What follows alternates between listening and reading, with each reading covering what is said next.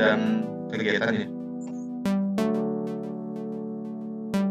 Baik, kalau begitu langsung saja Ibu Azri.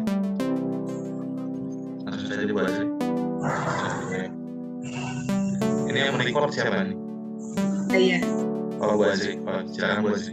Saya mulai.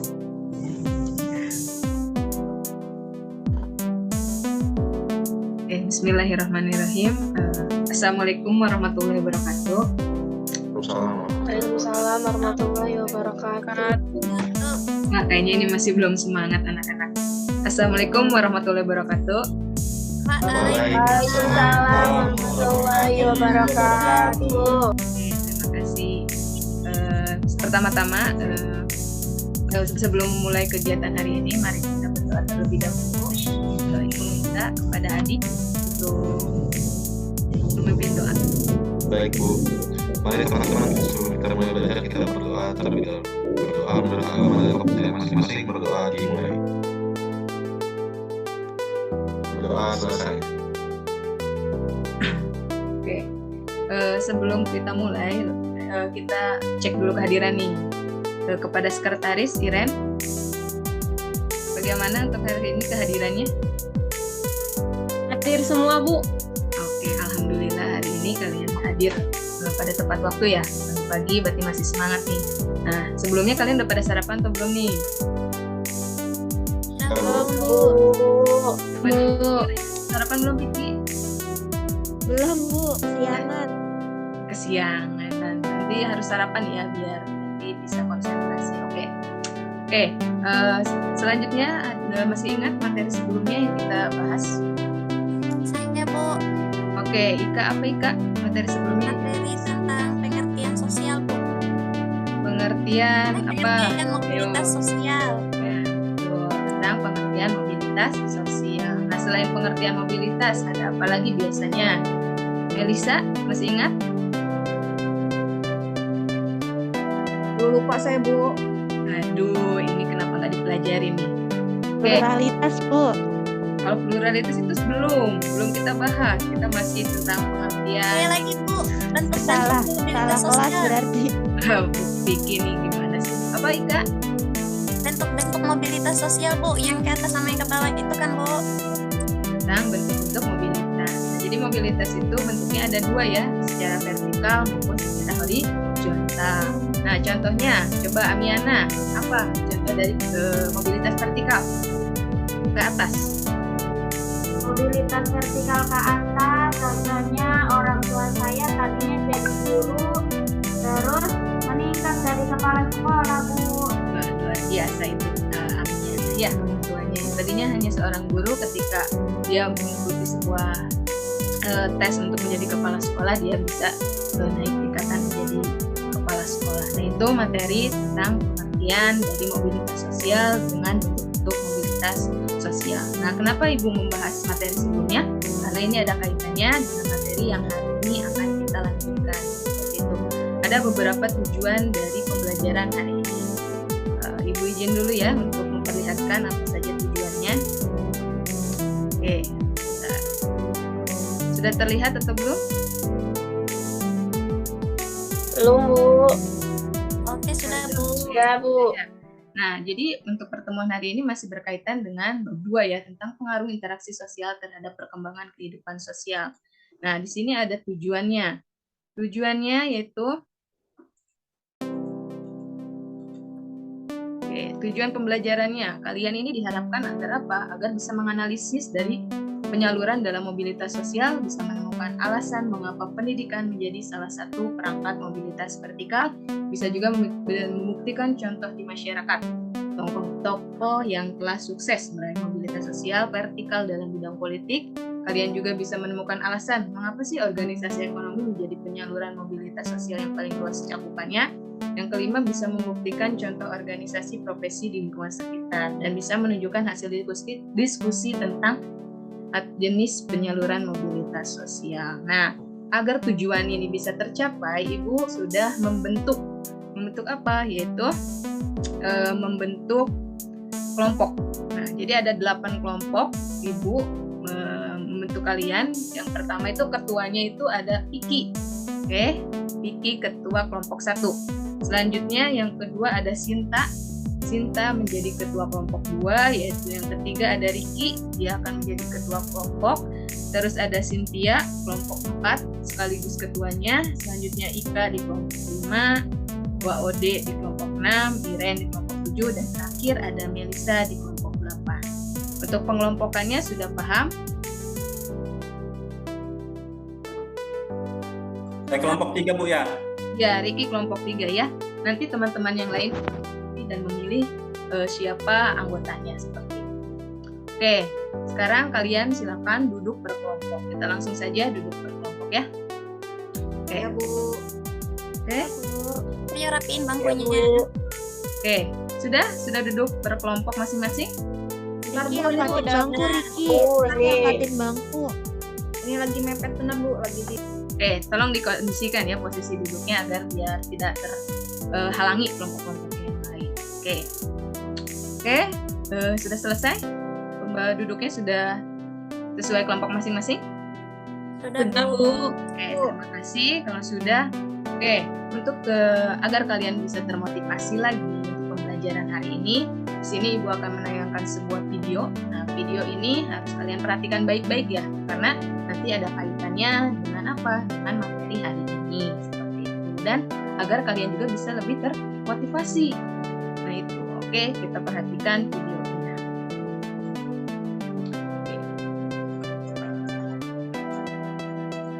Nah, di sini ada inspirasi pagi ya, agar kalian terinspirasi. Nama Misa dan juga Reza ini inspirasi pagi ini datang dari seorang anak siswa kelas yang berhasil diterima di Fakultas Kedokteran UPI. Siswa berprestasi asal Riau ini membuktikan keseriusannya untuk menjadi dokter. Untuk sekali putri remaja 18 tahun ini juga punya cita-cita mulia. Kalau nanti udah jadi dokter, dia ingin mengabdi kampung halamannya, mengobati warga yang kurang mampu seperti dirinya. Kuliah di Fakultas Kedokteran Universitas Indonesia merupakan mimpi yang jadi kenyataan bagi Syahrul Ramadan. Betapa tidak, siswa SMA Negeri 2 Bangkrongkan Hilir, Kabupaten Provinsi Riau ini harus bersaing dengan ribuan calon lainnya mengikuti seleksi nasional masuk perguruan tinggi SNPTN 2019. Syahrul ini merupakan satu dari 35 mahasiswa FKUI yang tahun ini diterima melalui jalur SNMPTN. Jumlah total pendaftar di untuk FKUI 1.300 sehingga Syahrul bisa mengalahkan 1.300 yang lain dengan calon mahasiswa yang lain. Meski telah diterima di kampus unggulannya bungsu dari 3 bersaudara ini bingung bagaimana caranya ia membiayai hidupnya selama menempuh pendidikan. Syahrul hanya lakukan las dengan penghasilan 1,5 juta rupiah sebulan. Sedangkan ibunya bekerja selaku penyapu jalan dengan pendapatan Rp800.000 per bulan dan dibayar 3 bulan sekali. Saat itu Syahrul sempat drop karena Syahrul langsung terpikir biaya kedokteran yang sangat mahal dan Darokil mau membantu Syahrul dan semangat Syahrul semakin termotivasi keluar lagi dengan diikuti maka uang pendidikan Syahrul dilanjutkan. Meski terlahir dari keluarga miskin, karena Syahrul mewujudkan cita-citanya menjadi dokter sangatlah besar. Selain itu belajar, siswa berprestasi ini selalu berdoa agar diberi kemudahan jalan.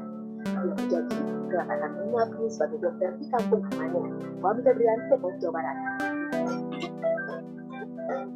Oke. Nah, itu adalah video inspirasi pagi nih. Inspirasi pagi agar bisa menginspirasi kalian. Jadi kalian tidak boleh malas-malas kembali atau malas untuk belajar nih. Biasanya Ricky nih, biasanya main games terus nih Ricky. Jadi Saya main gamenya sambil belajar Bu. gimana caranya coba ayo. Nanti lihat contohnya kayak gimana Ibu pengen. Riki main FF, Bu. Ya kan, nah seperti itu. Jadi kalian ini harus bisa mengikuti contoh dari yang tadi yang telah sama Ibu perlihatkan videonya, yaitu dia walaupun dengan keterbatasan kemampuan ekonomi yang kurang, tapi dengan dia kerja keras, dia itu bisa apa? Bisa meraih cita-citanya. Nah, seperti itu. Ingin menjadi dokter, nah, seperti itu. Tuh kalian bisa contoh tuh Imam yang tadi. Oke, selanjutnya di sini Ibu akan membagikan LKPD. LKPD-nya, tolong ketua kelompoknya masing-masing maju ke depan untuk mengambil LKPD-nya. Oke, silakan ini Vicky. Ya Bu, saya Udah, Bu. Ya Bu, udah Bu. Baik, Bu. Udah Bu.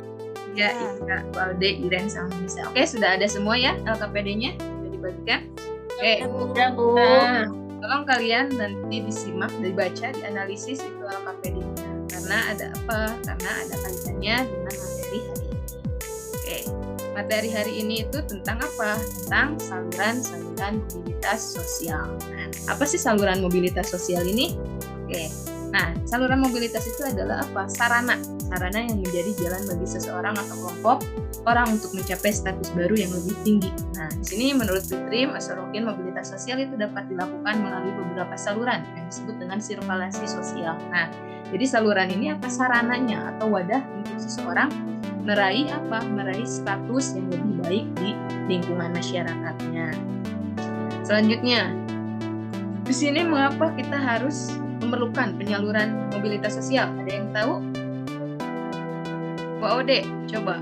Mengapa sih kita harus memerlukan penyaluran mobilitas sosial, Mbak Ode? Iya Bu, karena sangat penting sebagai tempat inspirasi kita Bu, supaya inspirasi kita itu bisa tersalurkan dengan baik. Oke, terima kasih Mbak Ode untuk pendapatnya. Ada lagi yang lain, pendapat yang lain, kenapa kita perlu penyaluran mobilitas sosial? Saya Bu, Oh ya, Ika, apa Ika? kalau menurut saya kenapa kita harus belajar ini supaya kita tahu nanti kalau kita besar kita mau pakai saluran yang mana untuk jadi lebih baik atau lebih tinggi kelas sosial kita. Betul, Ika. Oke, terima kasih Ika. Oke, kita lanjutkan. Di sini ada mengapa kita mempelajari saluran. Nah, mengapa? Yaitu karena mempelajari saluran mobilitas sosial itu akan apa? Akan mengetahui, memahami tujuan individu untuk melakukan perpindahan kedudukan dan dampaknya terhadap lingkungan sekitar. Nah, jadi tujuan individu itu untuk apa nih? Apakah untuk merubah nasibnya? Apakah ingin misalnya berpuasa? Nah, itu nanti terlihat tujuan-tujuan dari individu atau kelompok menggunakan sebuah saluran mobilitas sosial seperti itu. Nah, di sini Ibu akan memberikan gambaran kepada kalian, memperlihatkan gambar. Di sini ada contoh dari saluran mobilitas sosial. Nah, apa? Di sini ada 2 gambar.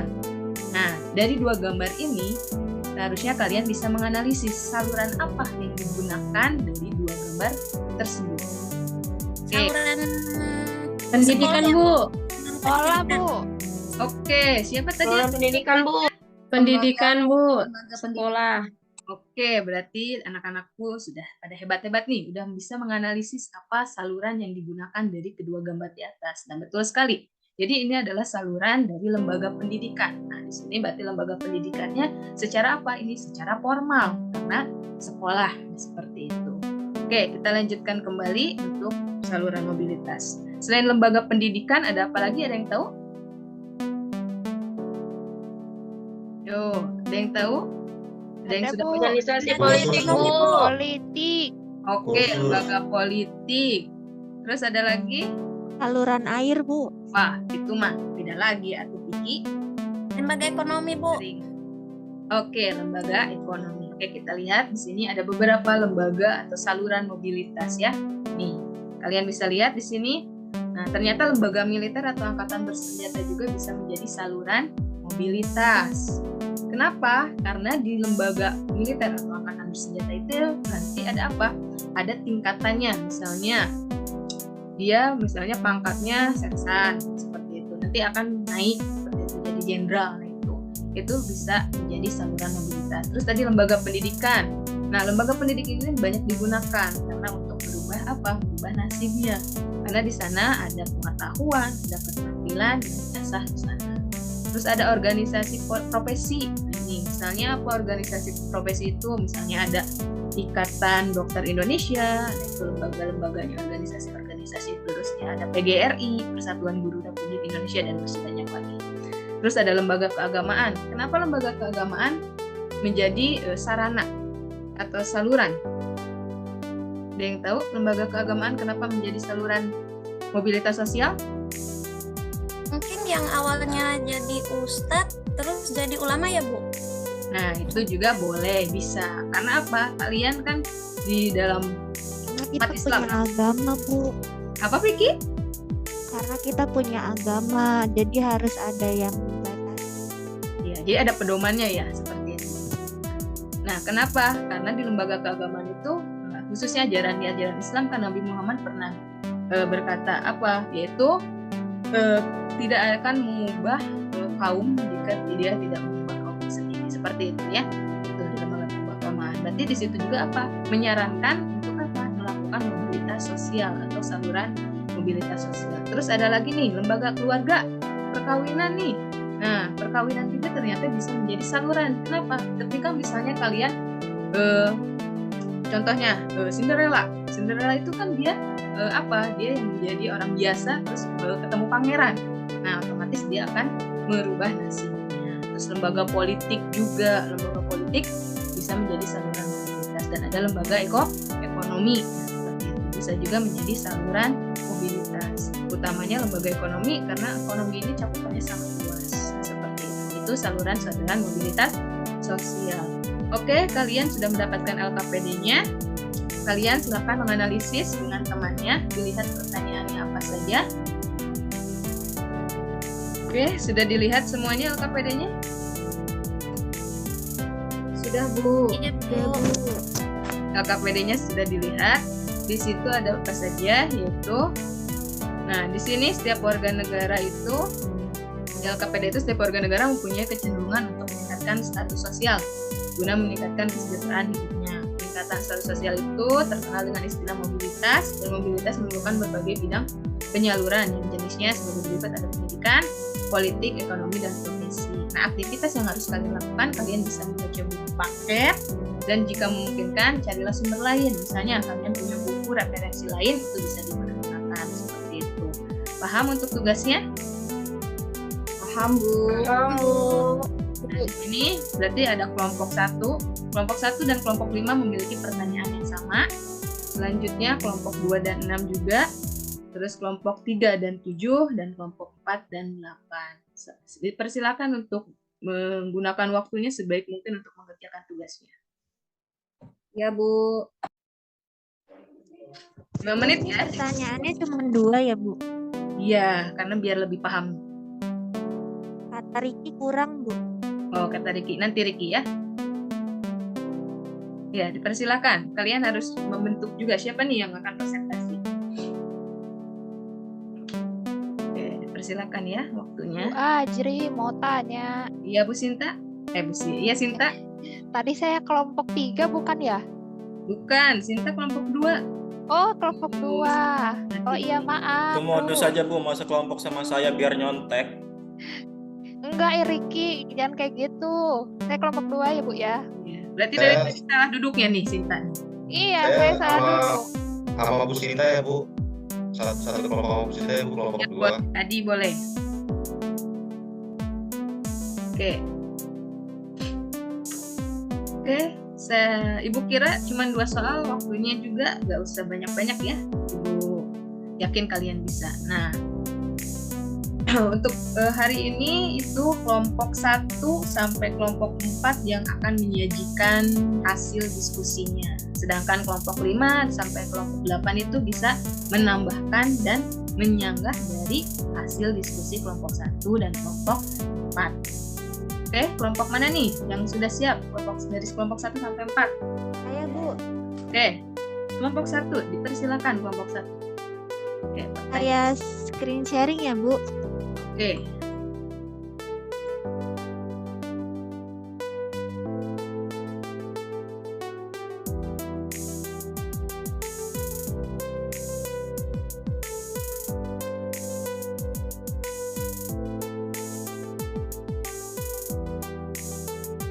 Bagaimana, Vicky? Bisa? Oke.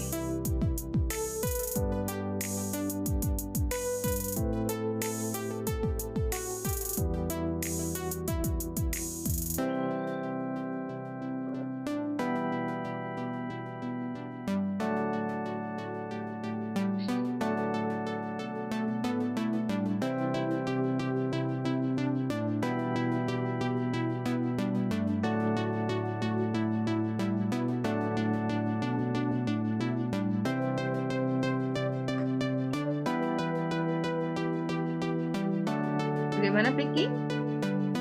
Bisa?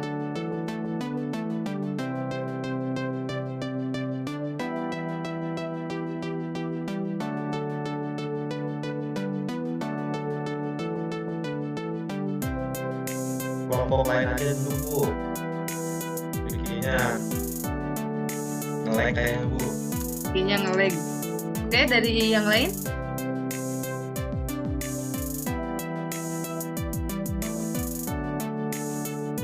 Ini bisa ya.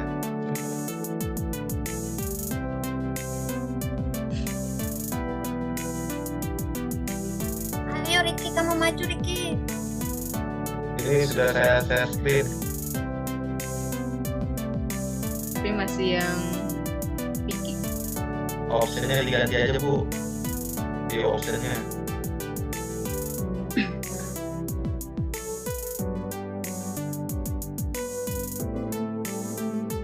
Kelihatan punya adik. Yo, kelompok 1 sampai 4. Siapa yang mau maju? Ya, kalau sulit ini saja, tidak perlu ditampilkan. Dari kelompok 2 silakan. Sinta. Hasil diskusi kelompok 2-nya. Ibu itu tadi sudah nampilin punyanya Bu. Ini kelompok 2 Bu, saya Bu yang bacain Bu. Ya. Silakan, Puan. Tadi Tadi kelompok 2 pertanyaannya, mengapa setiap orang sebaiknya melakukan mobilitas sosial vertikal positif? Berikan pendapatmu. Yo. Kemudian pertanyaan kedua, setiap 5 tahun sekali negara kita selalu mengadakan pemilihan wakil rakyat. Menurut kalian motivasi apa saja yang mendasari seseorang mencalonkan diri sebagai anggota legislatif? Jelaskan dengan 3 alasanmu. Ini jawaban saya Bu, dengan Bu Sinta kelompok saya. Ya. Menurut pendapat saya, motivasi yang mendasari seseorang mencalonkan diri sebagai anggota legislatif yang pertama itu, mereka yang memiliki kekayaan maka akan mencari kekuasaan. Kedua, ingin mempertahankan bisnis, ia ingin berkuasa karena ingin kompetitornya tidak mengganggu bisnisnya. Yang ketiga, untuk memperbaiki nasib orang yang tidak memiliki latar belakang kekayaan yang tidak terlalu bagus. Dia mencoba memperbaiki nasibnya dengan mencari peluang menjadi caleg. Jadi semua orang ingin melakukan mobilitas sosial vertikal sebenarnya secara positif. Seperti itu Bu Adri, itu dari pekerjaan kelompok saya. Oke, terima kasih Adi untuk perwakilan dari kelompok 2. Tadi yang sama pertanyaannya itu kelompok 6. Yo, kelompok 6 apa ingin menambahkan atau ingin memberikan sanggahan dari pernyataan kelompok 2? Kelompok 6 yaitu Ode. Oke, Mbak Ode silahkan. Apa ada ingin menambahkan dari pernyataan dari kelompok 2? Saya sudah sangat sepakat Bu dengan pernyataan kelompok 2 tadi yang diwakili Adi sama Sinta tidak jawab ya. Iya, Mau jawab. Nambahin Bu. Ya, Sinta silakan ingin menambahkan. Bentar ya Ika ya. Itu ya tadi yang nomor 1 ya Bu ya. Nomor 1 ya. Menurut Mengapa seseorang itu harus ini ya Bu? Ya, iya. Melakukan mobilitas sosial vertikal positif ya. Ya. Karena kan supaya kita menaikkan statusnya, derajatnya lebih tinggi gitu Bu di masyarakat. Kalau yang vertikal negatif itu kan berarti status seseorang menjadi turun ya Bu ya. Ya. Kalau kita positif berarti kita naik, lalu pasti keluarga kita juga akan lebih sejahtera Ibu kalau positif. Iya, iya Sinta. Baik, Ika tadi ada apa Ika? Ingin menambahkan atau bertanya Ika? Saya Bu mau menyanggah, saya tidak setuju dengan yang dikatakan oleh kelompok Adi tadi. Oke, kenapa itu? Adi bisa tampilin ke bawah lagi nggak? Boleh Ika, ini bisa saya. Kalau menurut saya Ibu yang dimasukkan oleh kelompok Adi itu masih kurang Bu, karena masih ada juga anggota DPR yang baik. Jadi mereka itu mau ikut DPR karena memang mau mewakili rakyat untuk kehidupan yang lebih baik Bu. Oke, terima kasih untuk tambahannya Ika ya. Gimana kelompok 2 untuk tambahan dari Ika? Ya, Ibu, ada sih yang baik, tapi kenapa sering di demo ya Bu gedung DPR-nya? Itu kan berarti nggak baik Bu. Ya, karena minoritas yang baiknya ya, mayoritasnya ya begitu. Oke, selanjutnya di kelompok ke-3, Riki, silakan. Ayo Bu, saya bacain aja Bu ya. Oke, silakan. Anggota kelompok saya tadi siapa ya? Anggotanya Ibu, Pak. yang lain. Ibu maaf Bu, Ah, tadi udah presentasi belum kelompok saya? belum, nanti tenang ya. Udah saya Nih, nih Bu. gantian saya dulu. Dulu Ricky dulu udah. ya. Oke, Tunggu kelompok 3. dong. Silahkan. Ya, Bu ya. Iya. Tadi pingsan. Saya bacain ya soalnya. Mengapa setiap orang sebaiknya melakukan mobilitas sosial vertikal positif? Ya, menurut Ricky Berikan apa? pendapatmu. Saya jawab dulu Bu, nomor 1 Bu ya.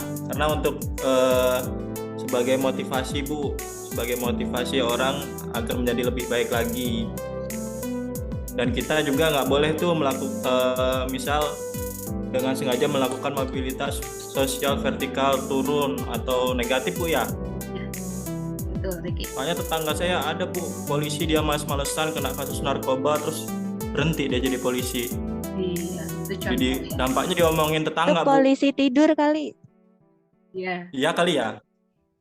Nggak kebanyakan. tahu tuh, aneh banget. Oke, selanjutnya yang nomor 2, Ricky. Oh, nomor 2, bidang perekonomian menjadi sarana penyaluran mobilitas sosial yang paling luas. Jelaskan pendapatmu mengapa demikian serta berikan paling sedikit 3 contoh bidang ekonomi yang paling banyak memberikan kesuksesan dalam mobilitas sosial. Ya, Nah, karena dalam kaitannya sebagai saluran mobilitas sosial, organisasi ekonomi dapat meningkatkan status sosial seseorang melalui penghasilan dan jabatan yang mereka terima di sebuah organisasi ekonomi. Jadi semakin tinggi pendapatan dan jabatan, maka semakin tinggi pula status sosial mereka di masyarakat, Bu. Contohnya, bidang ekonomi usaha jasa dan pertambangan, Bu. Oke, terima kasih untuk paparan presentasi dari kelompok 3. Oke, dari kelompok 7, Iren, apa ada ingin ditambahkan atau menyanggah dari pernyataan dari kelompok 3? Saya setuju Bu sama Ricky di bagian nomor 2 untuk ekonominya itu bidang-bidang yang bagus itu seperti usaha jasa, tambang, industri. Bidang-bidang itu kan bisa menghasilkan banyak uang Bu, sehingga orang-orang yang menggeluti bidang itu statusnya juga tinggi, status sosialnya juga di kelas atas seperti itu Bu.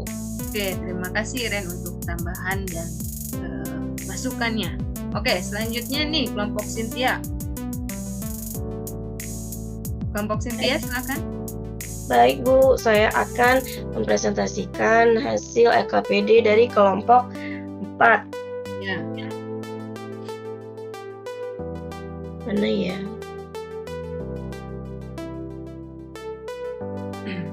Ya. PD 1.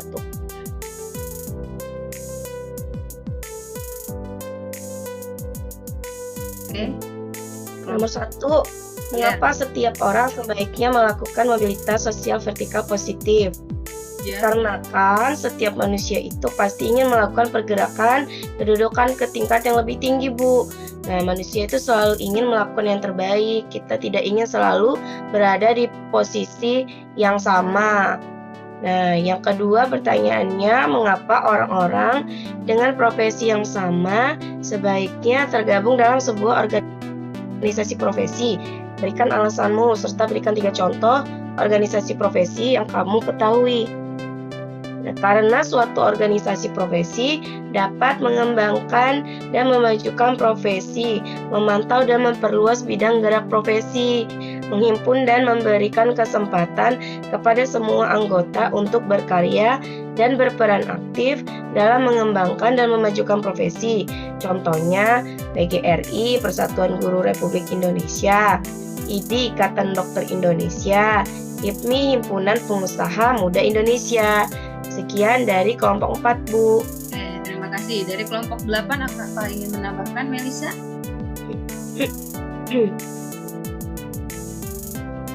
Ya Bu, saya sangat setuju dengan jawaban dari kelompok 4. Saya hanya menambahkan sedikit di bagian yang nomor pertama Bu. Mengapa setiap orang sebaiknya melakukan mobilitas sosial positif? Jadi menurut saya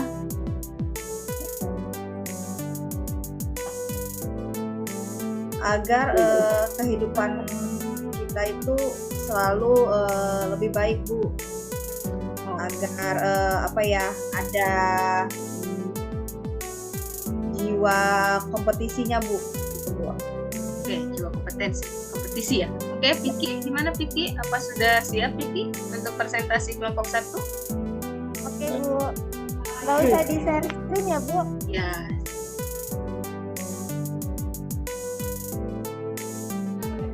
Ya, jadi untuk presentasi kelompok 1, pertama pertanyaannya, kenapa setiap orang sebaiknya melakukan mobilitas sosial vertikal positif? Karena setiap manusia itu ingin melakukan pergerakan kedudukan di tingkat yang lebih tinggi. Walaupun terkadang secara tidak sengaja terjadi pergerakan kedudukan ke tingkat yang lebih rendah. Kita manusia selalu ingin melakukan yang terbaik, kita tidak ingin selalu berada di posisi yang sama. Kemudian yang kedua,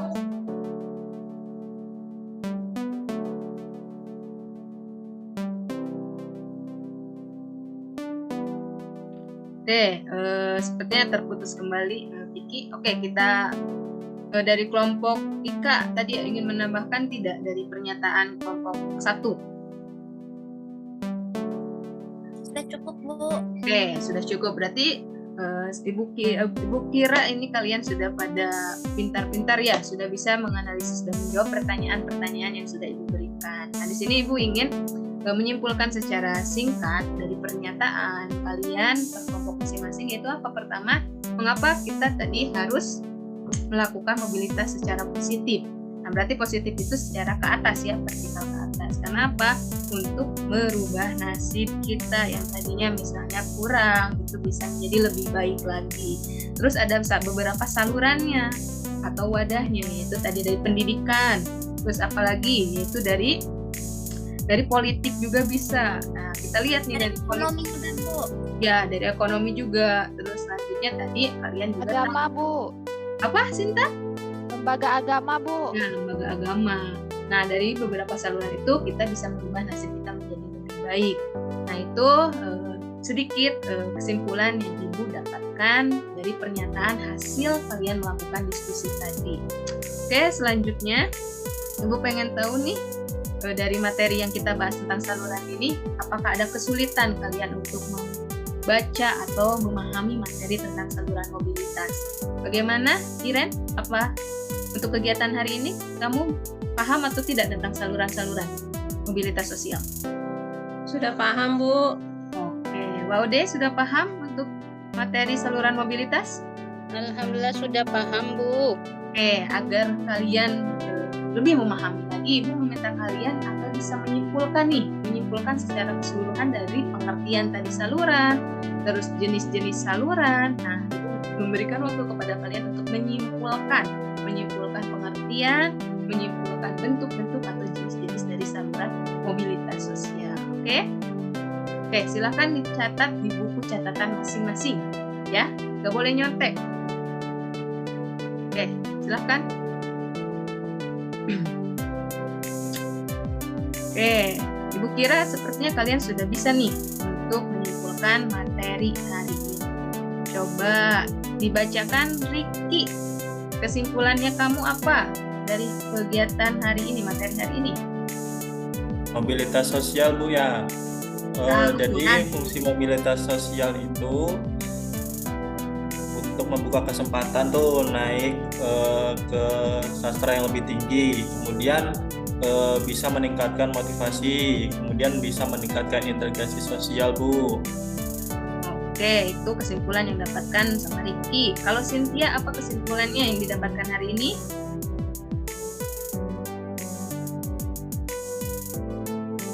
Dimut, Cynthia, suaranya nggak keluar. Belum ya, Bu? Ya, Bu, jadi kalau kita mau melakukan mobilitas sosial itu, kita punya tempat-tempatnya untuk melakukan mobilitas sosial itu, Bu. Itu saja, Bu. Oke, nah berarti dari dua teman kalian itu Ibu anggap kalian sudah paham tentang saluran. Nah, agar bisa kalian semakin bisa lagi nih tentang materi hari ini, Ibu akan memberikan beberapa pertanyaan yang harus kalian jawab, ya. Oke, pertanyaannya. Oke, Ibu akan share kepada kalian untuk bisa menjawab pertanyaan-pertanyaannya. Bu, jangan susah-susah. Enggak. Bentar ya.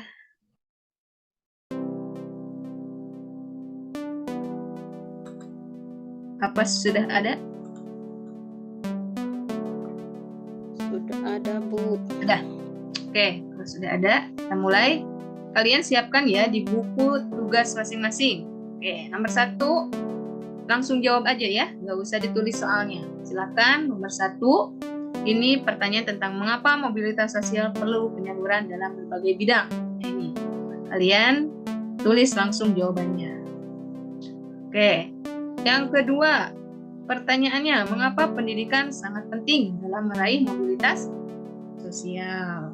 Oke. Pertanyaan yang ketiga, nah, uraikan salah satu tokoh yang telah berhasil meraih mobilitas dalam bidang struktural. Dan yang terakhir, yaitu organisasi ekonomi menjadi sarana yang keempat, organisasi ekonomi menjadi sarana yang paling luas penyaluran mobilitas sosial, jelaskan mengapa demikian. Dan yang terakhir, pertanyaannya, jelaskan contoh organisasi profesi di sekitar lingkungan kalian. Nah, ini 5 pertanyaannya ya. Silakan dikerjakan, langsung jawabannya saja, tidak perlu dicatat soalnya.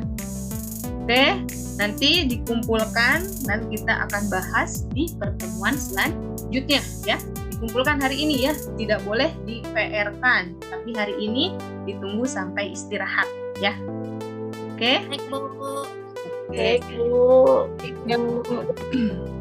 Oke, berarti nanti Ibu akan meriksa kalian ya. Nanti ketahuan nih yang nggak pernah ngerjain nih. Biasanya Adi nih sama Riki nih, biasanya langganan nih nggak ngerjain. Kirim juga Bu, suka nyontek. Ya nih, nggak boleh ya. Bisa itu Bu, bisa, supaya Bu. pekerjaan Bisa. saya Melisa.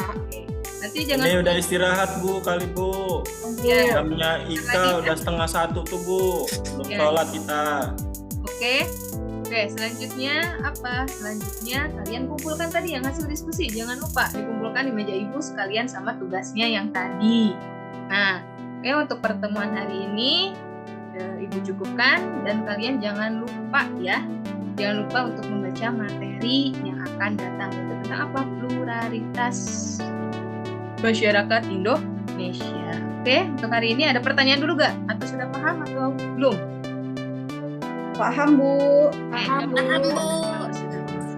Bukan untuk kegiatan hari ini, Ibu minta pimpin doa kembali untuk Adi. Silakan untuk mengakhiri pelajaran hari ini. Baik, mari teman-teman kita berdoa dimulai. Berdoa selesai. Beri salam. Assalamualaikum warahmatullahi wabarakatuh. Oke, silakan. Terima kasih. Oke, saya kembalikan lagi kepada Pak Adi. Baik, Bu Azri sudah mempresentasikan. Aku hampir titik. Langsung ke observernya siapa? Adi.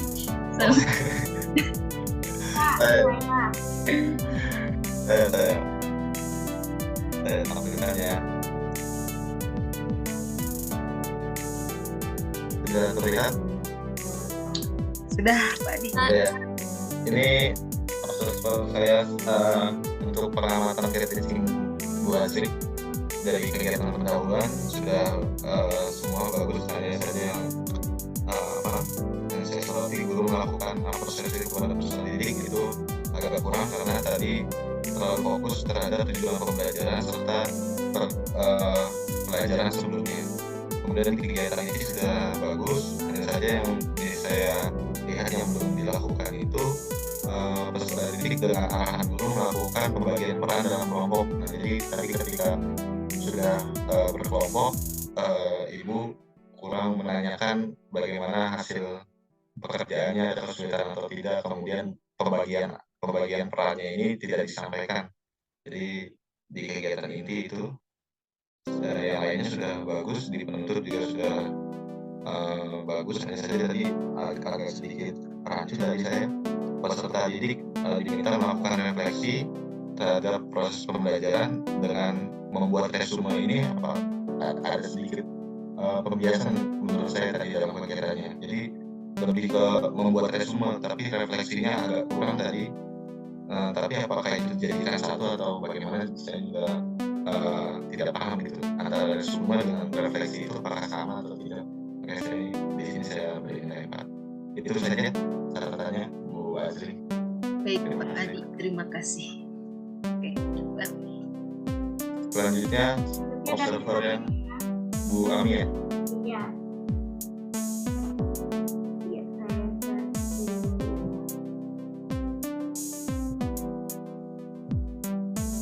Yang pertama tadi di pendahuluan kalau nggak salah yang pertama itu kurang lengkap ya Bu. Itu kalau nggak salah tidak menanyakan kabar ya Bu. Saya Bu Ami. Ya.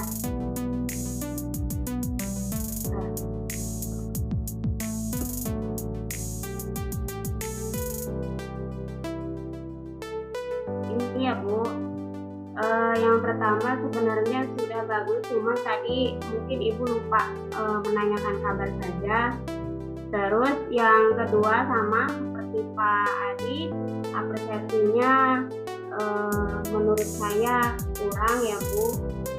Terus yang selanjutnya di ini Bu, di pemberian motivasi dan rangsangan itu apakah video itu sebuah rangsangan atau seperti apa? Soalnya di sini kan tidak dikasih keterangannya bahwa rangsangannya itu berupa video.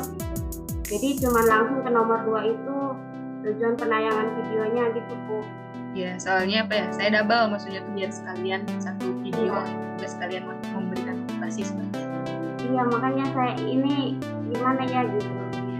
Terus yang selanjutnya sama kayak Pak Adi ya, untuk arahan ke peserta didiknya untuk pembagian perannya itu saja sih Bu yang belum lengkap. Untuk yang lainnya sudah lengkap Bu. Itu saja Bu. Bu Ami, terima kasih. Ya. Baik, terima kasih Bu Ami. Selanjutnya apakah ada masukan dari Pak Prof? Jika bersedia, Pak Prof.